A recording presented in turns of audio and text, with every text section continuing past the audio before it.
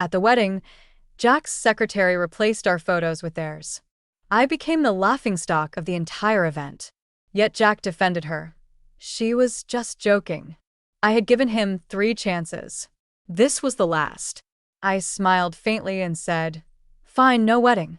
Jack and I met in middle school and have known each other for 13 years. In the 7th year of our relationship, he finally proposed. It was a romantic night, fireworks blooming in the sky, dazzlingly beautiful. Jack knelt on one knee, the soft glow of the fireworks lighting up his handsome face.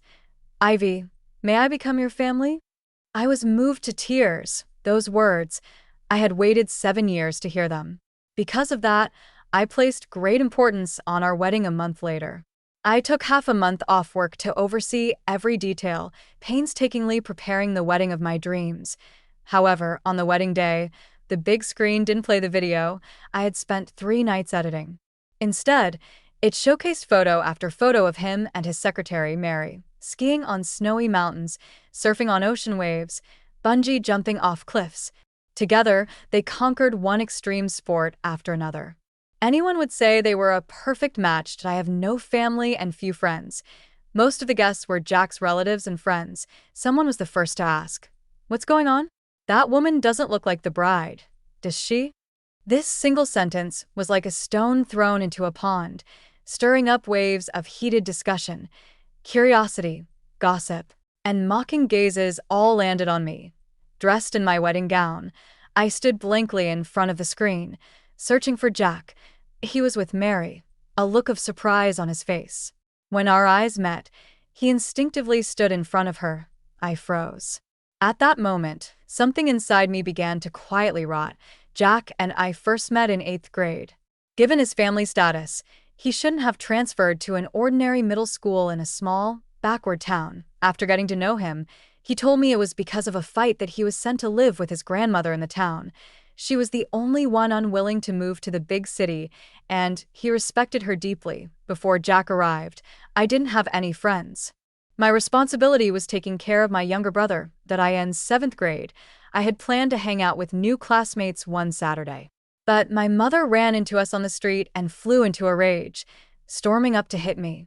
She accused my classmates of leading me astray and not staying home to care for my brother. My classmates were reduced to tears by her scolding. The next day, the news spread, and no one wanted to be my friend anymore. I sat alone in the corner of the classroom, like a moldy stain growing in the wall, avoided by everyone for fear of bringing misfortune upon themselves.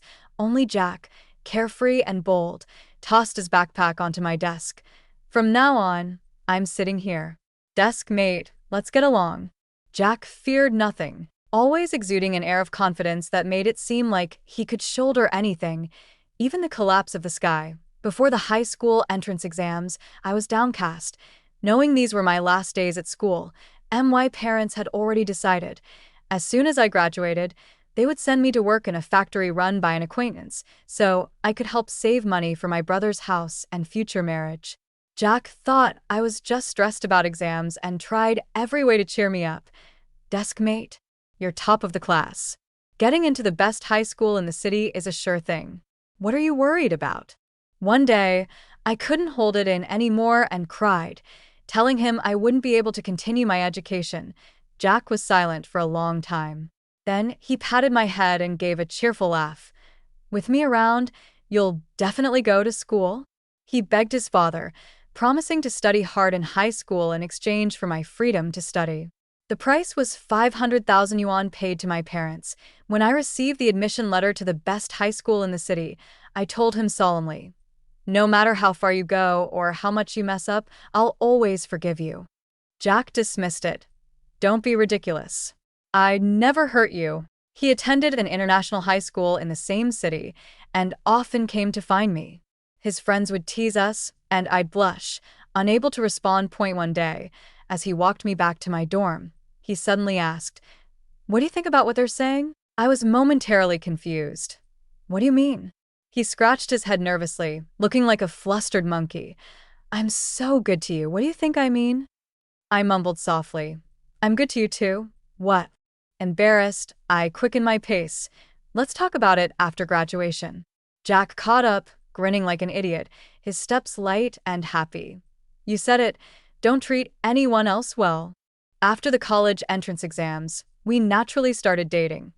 Even when he studied abroad, he flew back to see me whenever he had free time. Over 4 years, he collected a thick stack of plane tickets. My college roommates used to say we made them believe in love. After graduation, Jack returned to China, and we lived like an ordinary couple for 3 years. I was immersed in happiness until Mary appeared. Mary is Jack's new secretary. The first time I heard about her was one evening when Jack returned from a social event. He had drunk a bit too much and was leaning on her for support. Mary was very pretty, doll-like features, big eyes, and a kind, endearing face. She greeted me with a cheerful smile. "Hello, Miss Smith." Mr. Johnson had a bit too much to drink, so I brought him home. Jack hadn't drunk that much in a long time. My heart ached for him, and I reached out to support him. Jack, however, pushed my hand away with his eyes closed. I froze, staring at my outstretched hand. Mary leaned close to his ear and said softly, "Mr. Johnson, you're home." Only then did Jack lazily open his eyes, slump into my arms, bury his head in my shoulder, and murmur, "Honey." The strange feeling that had risen within me dissolved, and I turned to Mary, saying, "Thank you for bringing him back." "I'm Mr. Johnson's secretary. It's my duty," Mary replied with an apologetic smile. Then, almost sheepishly, she added, "By the way, Ivy, I just started this job, and the previous secretary left so abruptly that I haven't had the chance to learn all of Mr. Johnson's habits. Could I add you on WhatsApp? I might need to ask you about some things in the future. Please, please?" She clasped her hands together in an earnest plea that I couldn't refuse. I nodded and exchanged contacts with her. That night, I wiped Jack down and changed him into clean pajamas. The next morning, just as I finished making porridge, he woke up, hugged me from behind, and sighed, "Honey, you're the best." I gently pushed him away, embarrassed, and asked, "Why did you drink so much last night?" Jack sat down, responding nonchalantly, "Mary can't handle alcohol, so I covered for her." For a brief moment, my hand paused as I served the porridge, and a thought crossed my mind. If she couldn't drink, why take her to a social event? But in the end, I didn't ask. I'd always stayed out of his work matters. I trusted him and didn't want to let my subtle jealousy strain things between us. Mary messaged me on WhatsApp a few times, asking about trivial things like how much sugar Jack took in his coffee, or if he had any dietary restrictions. They were all perfectly normal questions, which made me feel guilty for my earlier suspicions. I answered her queries diligently. But something happened on my birthday that changed everything and made me realize Jack treated Mary differently. That evening, Jack came home early. While I blew out the candles, he sat across from me, looking distracted. Every so often, he glanced down at his phone. After I made my wish, I looked up to see him frowning at his phone as if faced with a monumental problem. I couldn't help but ask, "Jack, what's wrong?" Suddenly, he stood up with a loud screech as his chair scraped against the floor. Grabbing his coat, he headed for the door in a rush. "Ivy, something came up at work. I need to go." He seemed so urgent that it must have been something serious. My heart tightened. I grabbed his sleeve, worried. "What happened? Should I come with you?" "No need." Without even looking back, he shook off my hand. The door closed with a heavy thud, and he was gone. I stayed in the living room, waiting anxiously. Not wanting to disturb him, I sent the occasional message asking if the situation was resolved. The beautifully decorated cake slowly melted as the clock ticked past 11. He still hadn't replied. Was he really that busy? I opened WhatsApp to message Mary, hoping to ask what had happened at the company. But accidentally, I clicked into her moments instead. At 9 p.m., right when Jack had rushed out, she'd posted, "So unlucky. Wiped out skiing and fell flat on my face." The post included a photo of her in a hospital bed with a cast on her leg. My heart skipped a beat, and my chest felt hollow. A sense of foreboding loomed over me. Just then, her moments updated with a new photo, the edge of a man's coat, black and impeccably tailored, and a lean wrist resting on the bedrail, adorned with a black watch. It was unmistakably a matching pair to the one I wore. Her caption read, "Told him he didn't need to stay, but he won't leave. So stubborn, even after coming back home." It felt like I'd been struck on the head. My mind was muddled, and my chest ached faintly. Had they known each other while abroad? Why had Jack never mentioned anything to me? I switched to our chat window to ask Mary directly, but in my fluster, I accidentally sent her a nudge. Her reply was swift. "I'm so sorry, Ivy. I just found out tonight was your birthday. Are you okay being alone?" Then another message shortly after. "Don't worry, I'll urge Mr. Johnson to go back." Minutes later, another message came. "Ivy, he refuses to leave." Jack didn't come home until the next morning. I had spent the entire night sitting in the living room. When he opened the door, he was startled. "Why are you sitting here?" I looked up, my eyes bloodshot. "Where were you last night?" Jack walked over and crouched in front of me. "Didn't I tell you? There was an issue at the office, so I went there." I replied softly. "I added Mary on WhatsApp." His brow twitched, and his composed expression began to crumble. A second later, he sighed, raising both hands in a mock gesture of surrender, and said with a light, joking tone, trying to brush the matter aside, Okay, you caught me." I lied. Mary and I were college classmates. She helped me a lot when I was abroad. Her family's still overseas, and she broke a bone last night, ending up alone at the hospital. I thought I'd check on her." "Then why didn't you tell me?" He forced a smile. "I didn't want you to overthink." He knew. He knew that by keeping things from me, I would overthink. "Did you hire her as your secretary because of her abilities or because of your past connection?" I emphasized the last four words heavily. "Of course, it's because of her abilities. I have absolutely no ulterior motives. Trust me." He didn't realize that as he said this, the corner of his mouth twitched ever so slightly that I knew him too well. I could see through his guilty little gestures. Jack had told me, "Trust me," 3 times before. I had given him 3 chances, no matter what he had done, to forgive him. So, I chose to pretend not to notice his guilt, to let myself be blind, and threw my arms around him, aggrieved. "Last night was my birthday. You promised to celebrate it with me every year. Don't leave me like that again." A look of relief crossed Jack's face. "I promise." But he didn't keep that promise. 2 weeks later, he left me again. We currently live in a spacious downtown apartment Jack bought, conveniently close to both our offices. When he first returned to the country, he insisted on driving me to and from work a few times, but it didn't take long for both of us to give up. The traffic was unbearable. I preferred riding my electric scooter, 15 minutes door to door. After the incident on my birthday, perhaps out of guilt, he volunteered to pick me up from work. I didn't refuse. We were both cautiously trying to mend the invisible rift between us, but his efforts only lasted 2 weeks. That afternoon, he texted me to say he had a business dinner and couldn't pick me up. When I received the message, I felt an unexpected sense of relief.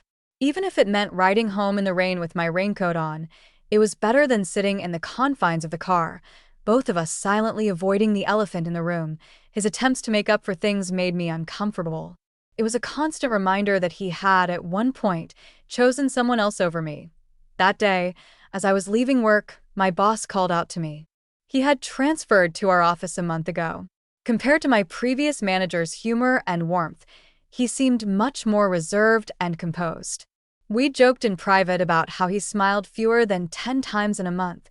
The day he smiled the most was when the office afternoon tea changed from coffee to milk tea. Our company doesn't have a culture of overtime, so I was worried he might be bringing bad habits from his previous job. But what he said surprised me.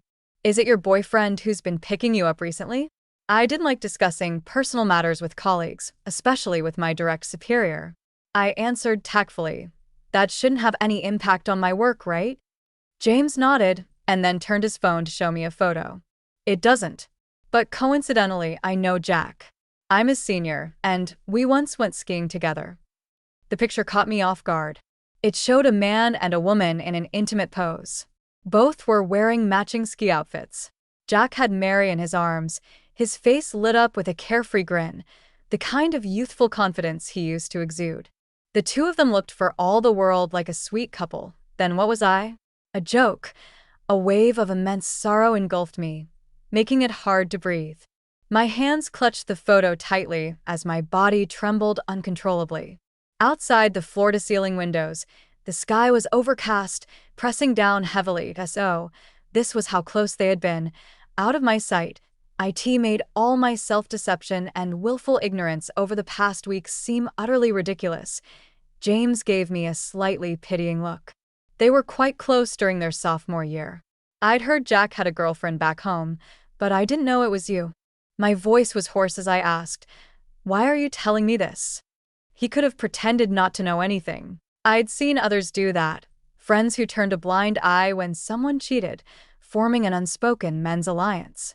Why shouldn't I tell you? His dark eyes, hidden behind his glasses, flickered with confusion. I warned Jack that what he's doing is wrong.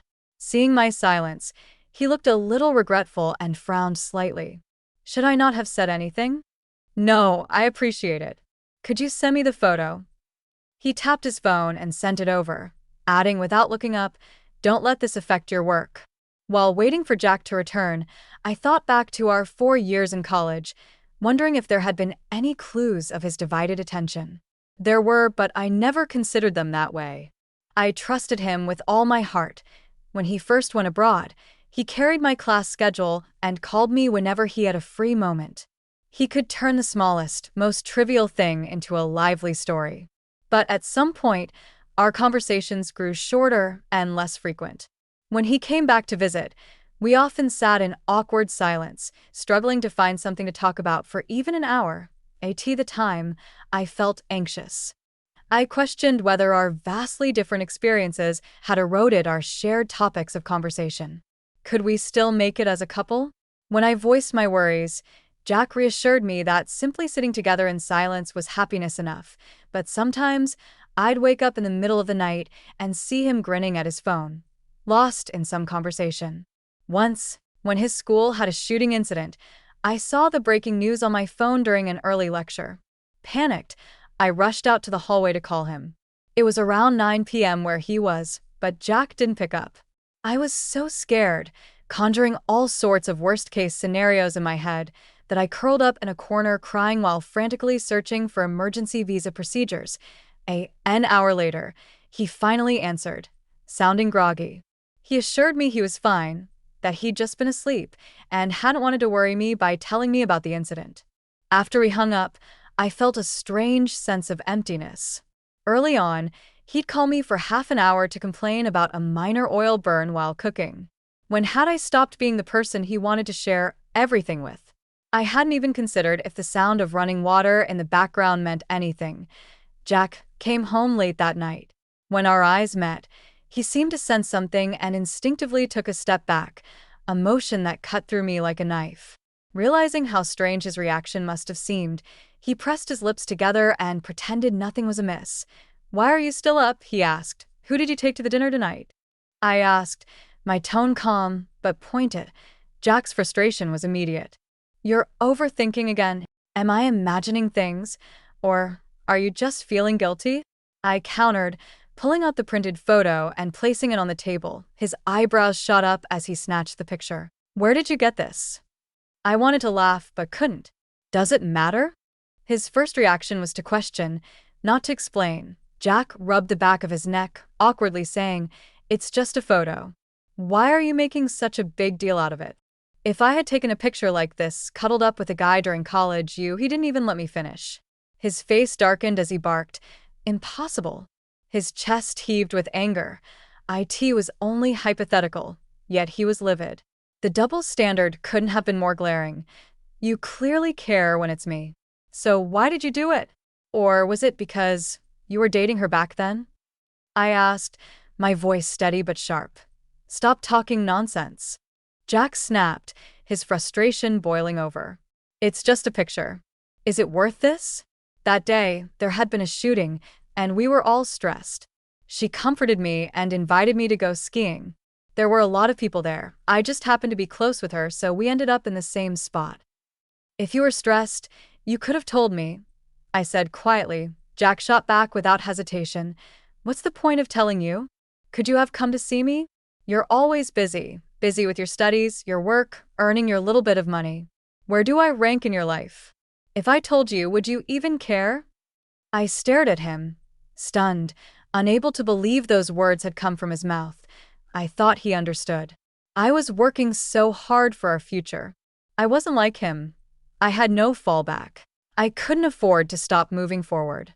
I was always the first one in the library, the last to leave. Every spare moment was spent juggling part-time jobs. I needed to pay back the 500,000 yuan his father had lent my family, so I could stand by him with my dignity intact. When I handed him that money last year, he had accepted it. I thought he understood that I was rebuilding my self-respect. Jack froze when he saw the tears streaming down my face, regret flashing across his expression. "I'm sorry," he murmured. Reaching out to me, I pushed his hand away, my chest tightening as if it were being crushed in a vice. The suffocating tension filled the room. Jack's phone rang. He hesitated, glanced at me, then stepped away to answer it. From the phone came Mary's voice. "My leg hurts so much." Jack's back stiffened momentarily before I heard him reply, "I'm coming." He couldn't leave. Summoning all my strength, I clutched my chest and whispered, "Jack, I don't feel well." If he had turned to look at me, he would have seen how pale I was, but he didn't. He grabbed his coat and slammed the door behind him without even taking an umbrella. "We both need to calm down." As the door clicked shut, I collapsed to the ground, the pain so unbearable that my vision darkened. The overwhelming sense of my own mortality flooded me with panic. I couldn't die here. I had fought so hard to escape my family's chaos, to earn my degree, to find a job I loved. I couldn't let it all end like this. Dragging myself to my phone, I managed to dial 911, stammering out my address. When they confirmed help was on the way, tears streamed down my face. Lying on the floor, I called Jack over and over. "Please, just pick up. You promised you wouldn't leave me." But he didn't answer. Eventually, I gave up. When I was in my senior year of high school, malnutrition combined with the stress of studying caused me to faint during a flag-raising ceremony. My mom came to see me at the hospital, took one look, and the first thing she said was to scold me. "The laundry hasn't been done in days. Don't fake illness just to slack off." Upon hearing about the medical expenses, she sneaked away when the doctor wasn't looking. Jack ended up covering all my medical bills. He grumbled while putting that day's test papers on my hospital bed. "With me here, you've got nothing to worry about. Don't blame me for being blunt. Your parents are the worst. You're sick, and you still want me to bring your test papers over? Are you made of caffeine or something? How can you keep pushing yourself like this? Eat up." The housekeeper made chicken soup. It's packed with nutrients. "If you don't finish it, I'll be mad at you." He brought me 3 meals a day, treating the hospital like his second home, and coming to see me every day. By the time I was discharged, I had gained 5 pounds. Jack was satisfied, pinching my cheeks. "You didn't waste my late-night studies on the art of raising pigs," he teased. I was so moved that I swore, "Jack, if you ever end up in the hospital, I'll bring you food every day, too." "Don't jinx me," he retorted, grateful for Jack's care. I knew his dad wanted him to prepare for the IELTS exam, but he kept procrastinating. So I made time to study with him. In March, we took the test together. I scored an 8 and he got a 7, surpassing his dad's target. He was so excited that he hugged me and spun me around in circles. "You're my lucky charm, Ivy. You're amazing." Caught off guard by his hug, I clung to him tightly, terrified. Jack, blushing, stopped spinning but still held me close. Under the tree, we embraced for 5 minutes, saying nothing. It wasn't awkward at all. Those beautiful memories played vividly in my mind as tears streamed down my face. Something cool brushed them away, and I opened my eyes. I was already in the hospital. Jack's eyes were red-rimmed. "I'm sorry, Ivy. I didn't know you were really feeling unwell." I stared blankly at him and replied, "I told you. I said I wasn't feeling well." His tears immediately spilled over. "I'm sorry," he said over and over again. After learning from the doctors that my collapse was due to emotional stress, Jack stayed by my side in the hospital for an entire week, even moving his work to my room. I neither welcomed nor rejected his presence, treating him with complete indifference. But he didn't seem to mind, persistently showing care and affection. Even the nurses whispered to me, "Your boyfriend treats you so well." The day before I was discharged, Jack sat on the couch and, in a sudden bout of frustration, pushed aside the towering stack of paperwork. So annoying. I don't want to work anymore. In that moment, I remembered a young Jack tossing his test papers aside and complaining playfully, "Miss Smith, I don't want to do practice tests anymore." My heart stirred, and before I realized it, I called his name. Jack. He jumped up, excitedly rushing to my bedside. "You spoke to me." He held me tightly, repeatedly apologizing.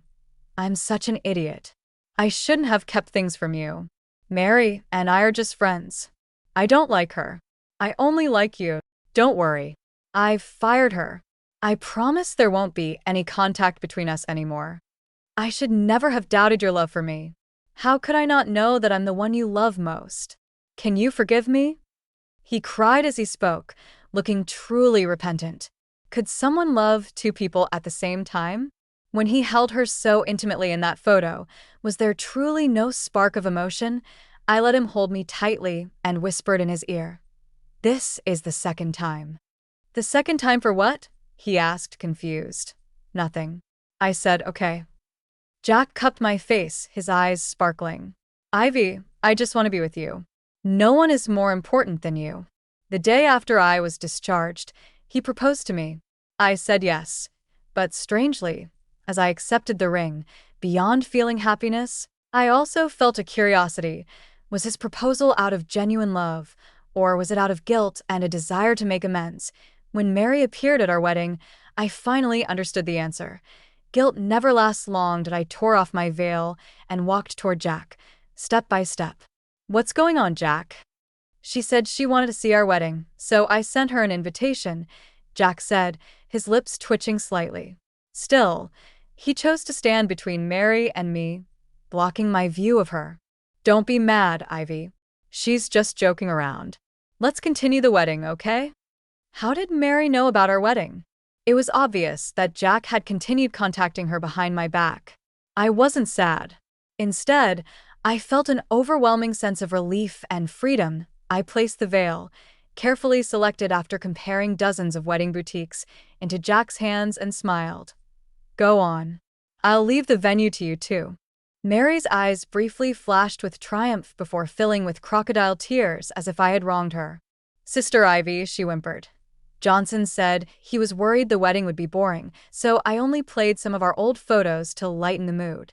She added pitifully, "I didn't know you'd get so upset." "Ivy." Jack's face turned pale. "Mary's not the kind of person you think she is. Don't make jokes about something as important as our wedding." I gave him a cold glare. "Use your pig brain for once. If I played intimate photos of myself with another man at our wedding and called it a joke, would you be okay with it? People who can do something like this are either brainless or shameless." And you, before they realized what I was doing, I stepped past Jack and yanked Mary's hair. "You're both brainless and shameless. Do you have any idea how long I've been preparing for this wedding, you wretch?" I spat, landing a sharp slap across her face as she let out a piercing scream. Jack immediately pulled us apart, shocked. "Ivy, what are you doing?" To everyone who knew me, I was the epitome of patience, so much so that I was often seen as weak. I had never even raised my voice, let alone hit someone. What they didn't understand was my boundary. I have a big heart, forgiving countless offenses from people who don't matter. But my heart is also small, holding space for very few. And now, there's one less. I sneered at Jack. "You're no better." Ignoring their stunned looks, I walked to the big screen, took off my engagement ring, and smiled brightly. "Bless me, everyone. As of today, I'm single again. My ex-fiancé and his secretary ruined my wedding, but hey, they make a perfect match. Let's wish them happiness." I started clapping. The audience offered only a smattering of applause, mostly from my tearful roommates. I gave them a grateful smile, tossed the ring aside, and lifted my gown as I headed for the door. Ivy. Jack scrambled to pick up the ring. I didn't look back, every step steady and resolute. When I got into a cab, the driver glanced at me through the rearview mirror and handed me a pack of tissues. Wipe your tears, sweetheart. No man's worth this. It was only then that I realized I was crying. I wiped my tears and said with a wry smile, "These are tears of joy." For years ago, I broke free from the chains of my toxic family. From that day, a brand new Ivy Smith emerged. Today, I walked away from another bad relationship. The process wasn't perfect, but the outcome was good. When Jack returned, I was packing the last of my belongings. Almost everything in the house was his, so I only took my clothes. He grabbed my suitcase, confused and angry. "Where are you going? You've already made a scene at the wedding. Now you're running away?" I looked at him calmly. "Let go. If you leave, where can you even go?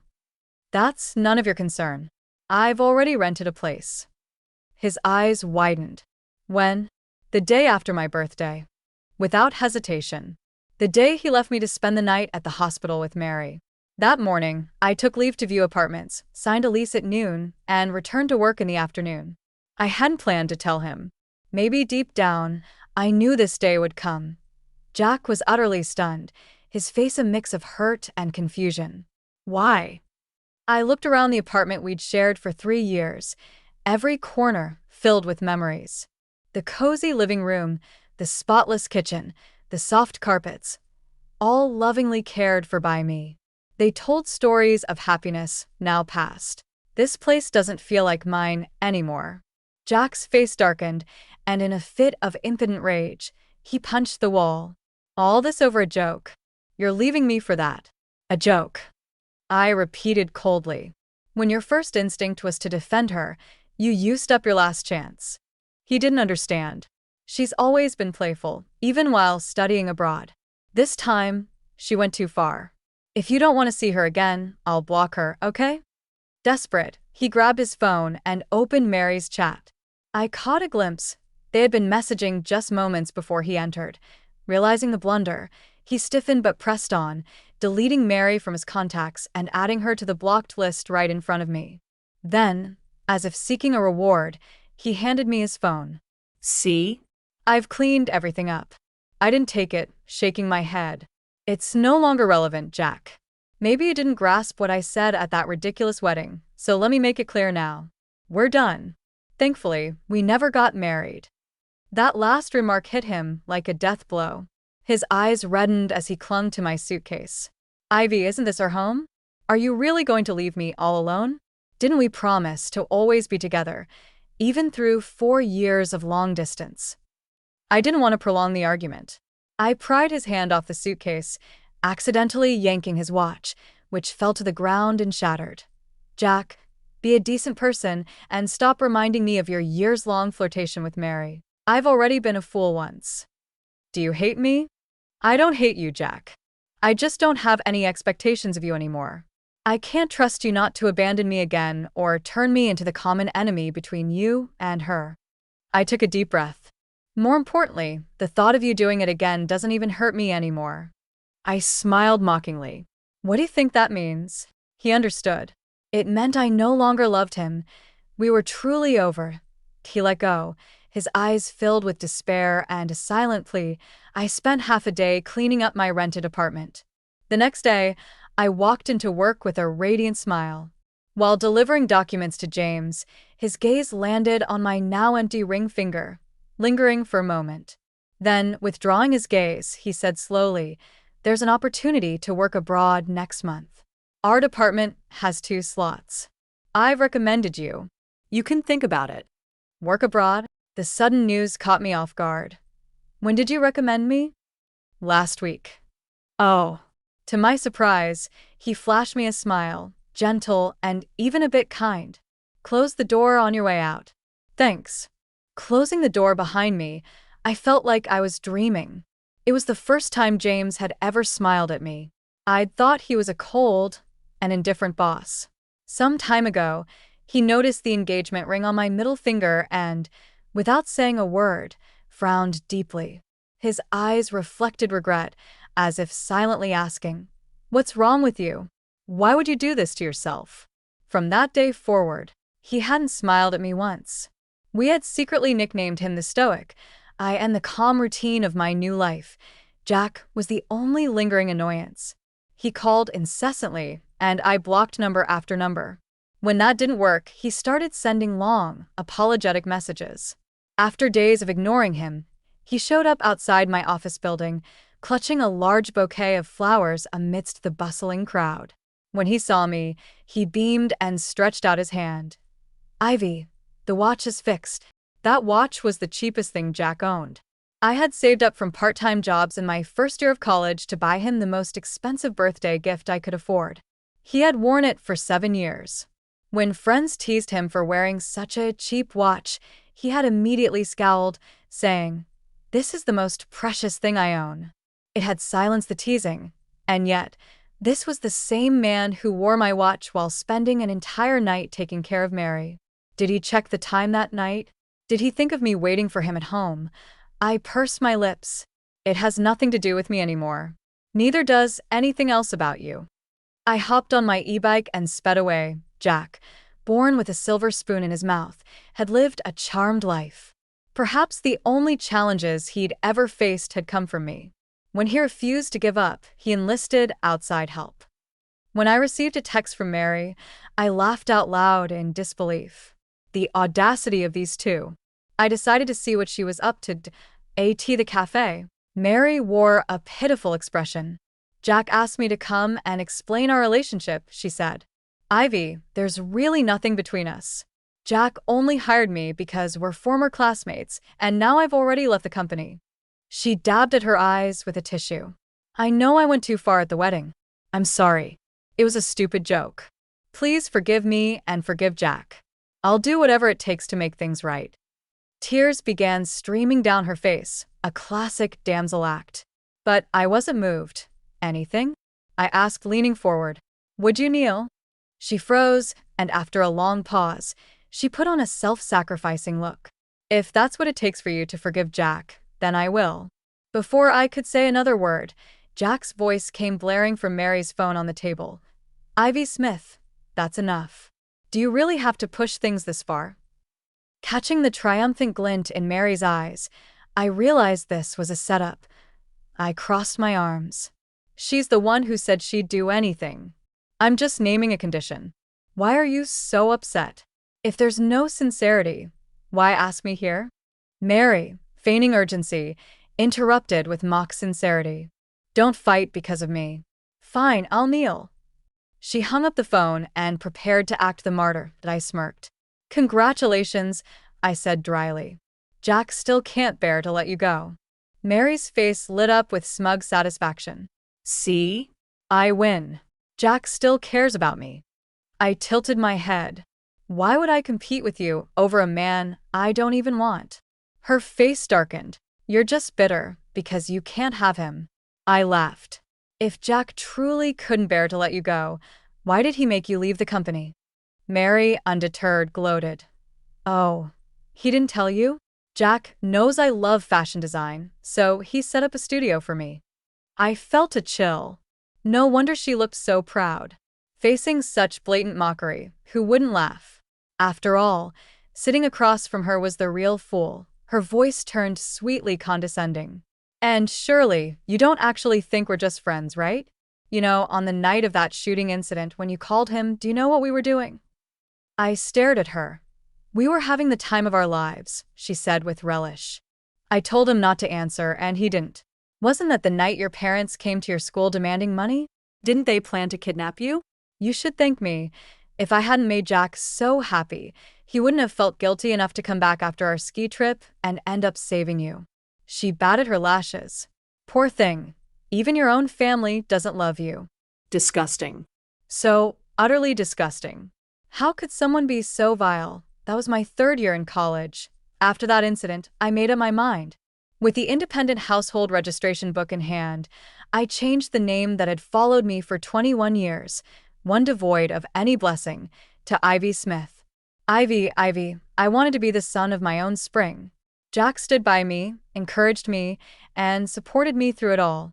Little did I know, Behind all that unconditional support was the guilt of his betrayal. Clenching my fists, I suppressed the nausea rising in my stomach. "You're both so filthy." Mary shrugged indifferently, her disdain evident. "And what right do you have to call us that? Jack stayed abroad for so long, but he always came back to find you. Did you ever once go looking for him? You knew he was under pressure from failing courses, knew he faced racial discrimination, knew he was mugged," Mary continued, growing angrier as if I were the one who had committed an unpardonable crime. "When he was struggling, I was there for him. What could you possibly do? You couldn't even spare the money for a plane ticket. All you did was sit back and enjoy his love." I looked toward the corner of the cafe, where Jack sat quietly. Who knows how much he'd overheard. "Is that how you see it too, Jack?" I asked. Mary followed my gaze, her face turning pale in an instant. Jack staggered toward us, his body trembling. He opened his mouth to say something but couldn't seem to find the words. "Is that all I've ever done for you, Jack? Just enjoy your love?" I asked, genuinely puzzled. When he struggled with coursework, I stayed up all night watching online lectures, organizing outlines, and helping him piece everything together bit by bit. When he faced racial discrimination, I wasn't by his side, but I spent all my free time for a week gathering resources and writing him a guide on how to handle it. When his graduation thesis had no direction, I painstakingly learned technical jargon, restructured his framework, and rewrote his literature review. And yet, in his eyes, all of that amounted to nothing. I looked at him with an unfamiliar gaze, as though seeing him for the first time. "Jack, you're so dirty. How are you even worthy?" I didn't have a visa. I had never been on a plane. The places he went were ones I'd only read about in books. In the early days of our long-distance relationship, I was filled with anxiety. He had reassured me, "No amount of distance could ever fade my love for you. Jack will always love Ivy Smith." By the third year of his time abroad, that promise had crumbled. It seems promises are only valid when love is alive. When it's gone, they're just meaningless words that I sneered. "You two sleazebags are perfect for each other. Why drag me into it? Did you think I'd cling to you if you just told me you didn't want long distance anymore, or that you didn't love me? Did you think I wouldn't let go if you admitted you slept with this piece of trash because you couldn't resist temptation? You've really overestimated yourself and underestimated me," I said. "If you'd told me the truth, I would have hailed a cab and left you in the dust." Leaving the two of them behind, I walked away. Even looking at them for another second felt explosive. That same night, I told James the first accepted the overseas assignment. First, it was a great growth opportunity.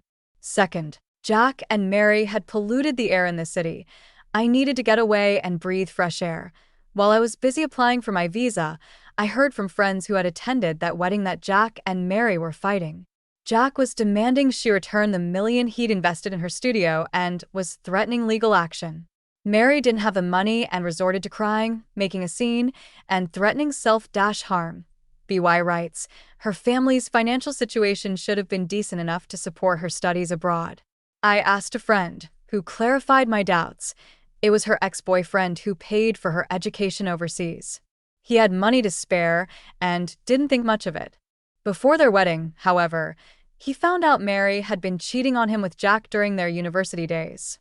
He cut off all financial support and ruined her chances of finding work abroad. That's when Mary turned to Jack. "Jack is stupid. He was tricked by Mary." My friend said, and I replied with sarcasm, "Is he a toddler?" This was consensual. If blame were to be assigned, Mary might deserve 30 lashes, but Jack would need at least 70 to even the scales. Playing innocent, pure-hearted boy, what a joke did I told my friend. "Thanks, but I don't care about their drama anymore. Please don't tell me anything else about them." A few days later, I learned Jack had sued Mary. Unable to repay the money, she was declared a defaulter. When my visa was finally approved, I received a call from one of Jack's friends before I left. He sounded frantic. "Sis, come to the hospital. Jack's in the ER for alcohol poisoning." Apparently, Jack had been drinking like water since our breakup. I hung up, muttering to myself, "Don't believe rumors. Don't spread rumors." The next day, Jack, perfectly fine, borrowed his friend's phone to call me. Miss Smith, he said, his voice warm and affectionate. I'm in the hospital. Didn't you promise to bring me food every day? I'm craving your porridge. Whatever porridge you make, I'll love it. When will you come? I miss you so much. I thought I'd wake up and see you by my side. I cut him off. Stop pretending, Jack. Promises don't count once they expire.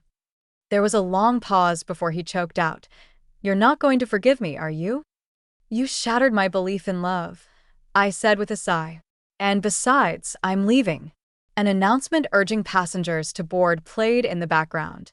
There was a commotion on Jack's end, and his breathing grew labored. Ivy Smith, where are you going? He shouted. I chuckled. Even a country bumpkin is going abroad now. I hung up, removed the SIM card from my phone, and walked onto the plane. A new chapter of my life was about to begin. When I first landed, I was very busy. Busy adapting to the new environment, busy adjusting to my work. After half a month, I became familiar with the work rhythm here, and I reconnected with my colleagues back home, often sharing gossip. One day, she told me, James got into a fight at lunch. I was shocked. Who with? James? Fighting? I couldn't imagine him in a fight at all. He always came to work with his hair neatly styled and his suit pressed without a wrinkle. When he faced difficult problems, he would furrow his brows, then push up his thin-framed glasses. Compared to the company's supervisors, he looked more like a university professor. For someone like that to get into a fight seemed like a huge contrast.